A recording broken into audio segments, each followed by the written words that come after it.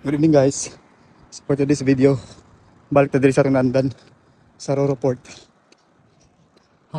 Starting for that 1 kilometer. Going to Pantalan. Hopefully makaya. 5 km for tonight. See you at the finish line. This is Cordoba at night on our regular days.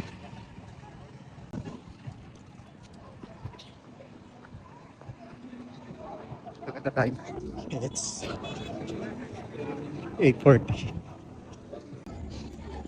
Laka o dagan? Doon sa tumoy. Mana pa dulong og Bohol area. Si Ray diri ko tani agi gani ha. Ngin look at the view guys. Na mga nindahan sa sidewalk during night time. Okay, let's continue.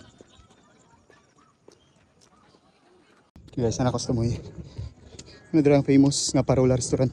Nadira. Nindiri ka bantayan bay iguanan. Then before, ang dagat is kaniray. Kanang naay murag padung Center Island. Imagine unsa kadako ang ilang directly.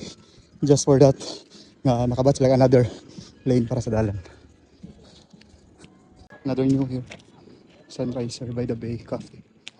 Sarado na food court room sa Sunriser building. Kuda by the island Chinas. And dito Panpalan. Pero Parola. Restaurant.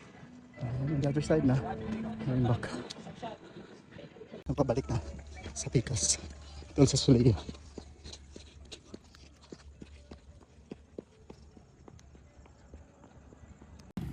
Almost done for 5 p.m. Now look at that building. One ang Suleya guys. So I will be there one of these days. Then kung gawas ka dito, pa doon na highway. Going Lapu-Lapu, pabalik or pa.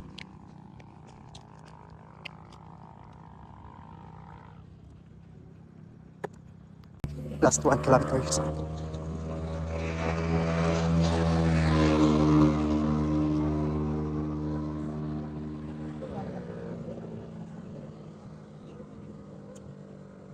But guys, just done no?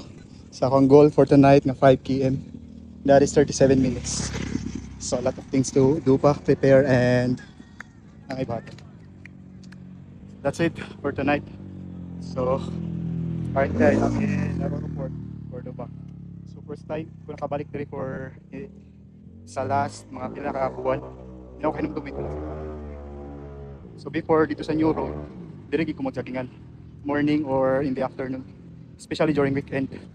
Karon na lang nakabalik diri. So see you on my next run. Bye.